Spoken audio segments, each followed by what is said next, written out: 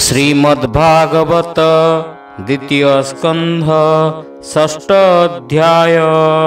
ब्रह्मा उवाच शृण नारद महाऋषि विराज रूपे ब्रह्मराशि ब्रह्मांड मध्ये प्रवेशिला जे अंगुजे बा प्रकाशिला ताहा कहिबा तोते भले इंद्रिय अर्थे इंद्री तुले बचन बन्ही मुखे बसे जेणे ता शब्द प्रकाशे शपथ छंद धातु जेते देहरे बसे ता बाह्यांते रसना सड़ रसे रसे जलाधिपति जही बसे से देव पितृनरंकर अन्नर स्थान से आवर प्राण सहित दश प्राण सुगंध दुर्गंध आघ्राण नासा विवरे आश्रे कले अश्विनी कुमारंक तुले चक्षु इंद्रिय रूप अर्थे सूर्य प्रकाश दृष्टि पथे शब्द अर्थे कर्ण बेनी दिगबसई तीर्थ घेनी से देव देहे चर्म देशे स्पर्श पवन प्रकाशे जे सर्वयज्ञ वस्तु सार सर्व सौभाग्यर व्यवहार चर्म उपरे रोम भेदी से वृक्ष जेणे यज्ञ साधी केश प्रकाश मुंडे दाढ़ी जे पादे करे नख जड़ी से तीनी मध्य तीनी देवा पाषाण लौह मेघ प्रभा बासव आदि दिग पाळे बसंती तार भुज मूले। हरि हरि बोल। तार विक्रमे लोक तिनी भूलोक भुव स्वर्ग घेनी जे सर्व कुशल कारण सकल भय निवारण से हरि चरण कमल सकल कामवर स्थल जे सर्ग शुक्र घन रस जामेढ्रे प्रजापति वास मन इंद्रिय रसे रसे जनने प्रजापति बसे संतान अर्थे से कल्पित संभोग कामेण निवृत मल उर्मर्ग मल द्वारे जमवसई अधिकारे नाड़ी समूहे नदी नदे गिरी समूहे हस्ति भेदे पायु नरक जम क्षेत्र तामल त्याग स्थान मित्र हिंसा अलक्ष्मी मृत्यु तही नियत बसति करई से जीव देहे पृष्ठ देशे अधर्म संगे तम बसे सपत सिंधु गर्भे रही भोजने तुष्टि पुष्टि बही उदरे मृत्यु हृदय देशे सर्वव्यापक मन बसे विराट आत्मा देह मध्ये बसई सकल संपदे धर्म संगते पद्मजोनि तो संगे कुमारंकु घेनी विज्ञान सत्व रुद्र संगे सर्वे आश्रित आत्मा अंगे ब्रह्मा नारद भव आदि मुनिये जेते वेदवादी सुर असुर नर नाग जे सरी सूर्प खग मृग गंधर्व अपसरा जक्ष भूत उरग पशुरक्ष पितर सिद्ध विद्याधर चारण गुह्यक किन्नर वृक्ष औषधि लता जेते विविध जीवंक समेते जे जल स्थल अंतरिक्षे ग्रह आदित्य केतु रखे तारा समूहे तेजे जड़ी जिमुत प्रकाशे बिजुली तातनु ए सर्व कारण भूत भविष्य वर्तमान। हरि हरि बोला। ए रूपे ए विश्व संसार प्रकाशे जहार शरीर वितस्ति मात्र मध्य रहे एक अनेक जंतु देहे भितरे रहे प्राण तेजे प्रकाशे अंतर बाहिजे अव्यय अमृत ईश्वर जन्म मरण आर पार ତାହାର ଏମନ୍ତ ମହିମା ଏଣୁ ଦୁସ୍ତର ଗୁଣ ସୀମା। ପାଦେ ଅଶେଷ ଭୂତ ବସେ ଅମୃତା ଭୟ କ୍ଷେମ କୋଷେ। ତ୍ରିଲୋକ ଊର୍ଦ୍ଧ୍ୱେ ତିନି ଲୋକ ବହେ ଅଭୟ କ୍ଷେମ ସୁଖ। ଯେ ପ୍ରଜା ଶ୍ରମେ ଧର୍ମ ଚିନ୍ତେ ତ୍ରିଲୋକେ ଭ୍ରମେ ଗତାଗତେ। ଯେ ଆନ ଆଶ୍ରମେର ମନ୍ତି ତ୍ରୈଲୋକ୍ୟ ବାହେ ତାଙ୍କ ସ୍ଥିତି। ଜୀବର ଏହି ବେନି ଗତି ବିଦ୍ୟା ଅବିଦ୍ୟା ଭାବେ ହନ୍ତି। ଯେ ଶ୍ରୁତି ମାର୍ଗେଣ ଉତ୍ତରେ ଦକ୍ଷିଣେ ପୁରୁଷ ସଞ୍ଚରେ। ଭୋଗାପବର୍ଗର ସାଧନ ଜୀବର ଏବେ ନିୟନ। ଯାହାର ଅଂଶ ମାୟାମୟ ଭୂତ ଇନ୍ଦ୍ରିୟ ଗୁଣାଶ୍ରୟ। ହରିବୋଲ ବିରାଟ ରୂପେ ଜାତ ହୁଏ କିରଣ ଯେହ୍ନେ ସୂର୍ଯ୍ୟ ଦେହେ। ଯାହାର ନାଭି ପଦ୍ମଜାତ ମୁଁ ବ୍ରହ୍ମା ବ୍ରହ୍ମାଣ୍ଡର ନାଥ। ଯଜ୍ଞ ସମ୍ଭାର ନ ଜାଣଇ ଯାବତ ତାର ଦେହେ ଥାଇ। ତାର ଶରୀରେ ଯଜ୍ଞ ବିଧି ଆଗମ ନିଗମ ପ୍ରସିଦ୍ଧି। ପଶୁ ଇନ୍ଧନ କୁଶ ଆଦି ଯେ ମନ୍ତେ ଯେ ଅବା ସମ୍ପାଦି। ଯଜନ ଦେବ ପିତୃତୋଷେ ଯେ କାଳ ଯେ ବା ପୁଣ୍ୟ ଦେଶେ।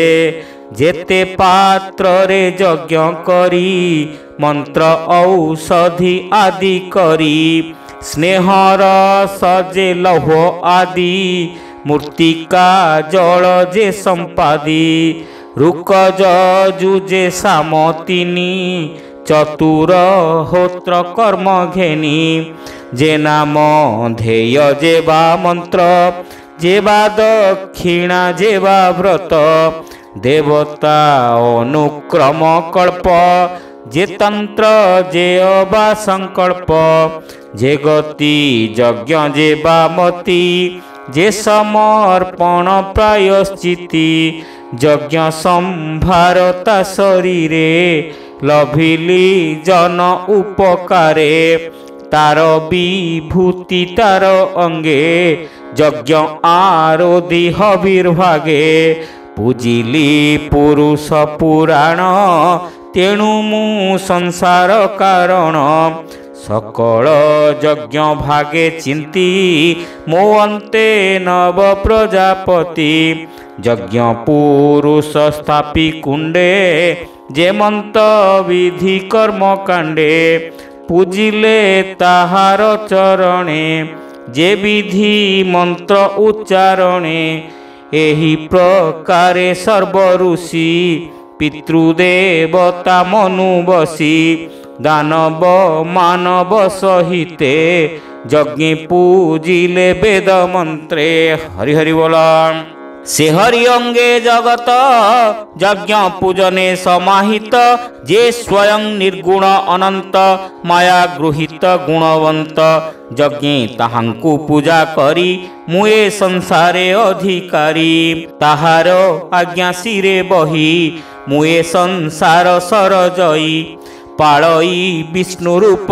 धरी शंकर रूपेण संहरी सृष्टि पालन संहारण ए आदि विकार त्रिगुण से माया धर नर हरि खेलई सृष्टि लीला करी तू जहा पुछिलु प्रस्तावे संक्षेपी कहिली मु एबे सत असत रूप जेते माया कल्पित ए जगते ए सर्व रूप नारायण अनादि परम कारण मोर वचन हे नारद केबे हे नुहई असद मोहर मन सत्य स्थिति स्वभावे नुहे मिथ्या गति ए मोर इंद्रिगण केबे न जानती असत्य अमार्गे जेणु मो हृदय नारायण उत्कंठा भावे सुमरण तपसमाधि मोर स्थिति मु प्रजापतिंकर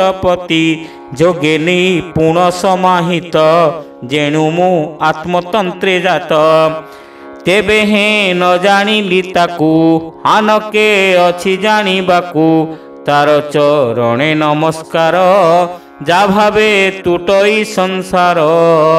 हरि हरि बोल। शुभ मंगल स्वस्त्ययन आनंद मूल माया धाम ब्रह्मादि देवे अगोचर अकुंठ महिमा जाहार आत्मा रे आत्मा माया करे लीला रे बिहरे संसारे स्वमाया से ही न जानई के अबा अपरे जानई दृश्य अदृश्य सर्वव्यापी गगन जेन्हे विश्वरूपी। हरि हरि बोल। मुजार गति न जानई तू काहीं प्रवेशिबु तहीं भावन पारे जाकु चिंती देवे जानिबे काहीं गति तार माया रे मोही होई तारूप केही न जानई आत्मार सम आम्भे जानू के तार रूप परिमाणु जाओब तार कर्म मान मोआदि करंती गायन तत्वे जानिबु आम्भे काहीं जाहार आदि अंत नाही जार चरणे आम्भे नमु जामाया रूप बळे भ्रमु से आदि पुरुष मुरारी कल्प कल्प के सृष्टि करी आत्मा रे आत्मा रूपे मिले आत्मा को आपे हरे पाले केवल शुद्ध ज्ञानमय सत्य स्वरूप सर्वदेहे अनादि अनंत निर्गुण नित्य अव्यय नारायण शुण नारद मन देई जेमंते ताहाकु जानई प्रशांत आत्मा मुनि गणे निर्मल अंतर करणे समाधि जोग बळे चिंती आत्मा रे आत्मा को देखंती असत्य तर्क जेबे थाई तेबे ता भाव न जानई परम पुरुष मुरारी आद्यावतार तनु धरी काल स्वभाव संगे मन जे नित्य शुद्ध चैतन द्रव्य विकार तीनि गुण देव समेते इंद्रिगण विराट रूपे महिमाझे स्थावर आदि देहे बीजे ब्रह्मा शंकर यज्ञपति दक्षादि जेते प्रजापति तु आदि सनक सहिते स्वर्गे देवता छंती जेते गरुड़ आदि खग पाळे भूलोक सपत पाताळे गंधर्व विद्याधर गण जे यक्ष किन्नर चारण राक्षस सरीसृप नागे बासुकी आदि महोरगे ऋषिंक मध्य श्रेष्ठ जेते जे पितृगणंक समेते दैत्य दानव सिद्ध कूल प्रेत पिशाच भूत बल कुष्मांड जल जीव जेते कियबा पशु पक्षी जेते जे आने छंती जही जेते तेज विक्रम बल जुते कमला आदि अष्टनिधि जे गुणे जे बा प्रसिद्धि प्रधान गुण जे बाभूते जगत मध्ये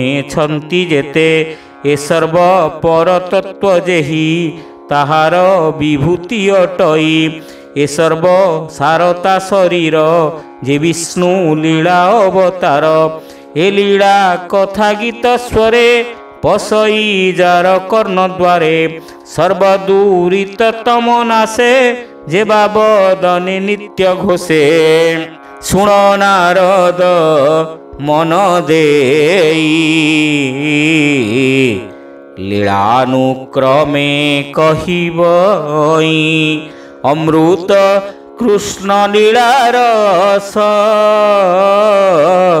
श्रुति जुगले करग्रास ताहांक चरणे विश्वास कहई जगन्नाथ दास ताहांक चरणे विश्वास कहई जगन्नाथ दास। इति श्रीमद्भागवते महापुराणे पारमहंस्यां संहितायां द्वितीय स्कंदे शुकपरीक्षित संवादे सृष्ट्यादि विभूति वर्णने नाम षष्ठाध्यायः।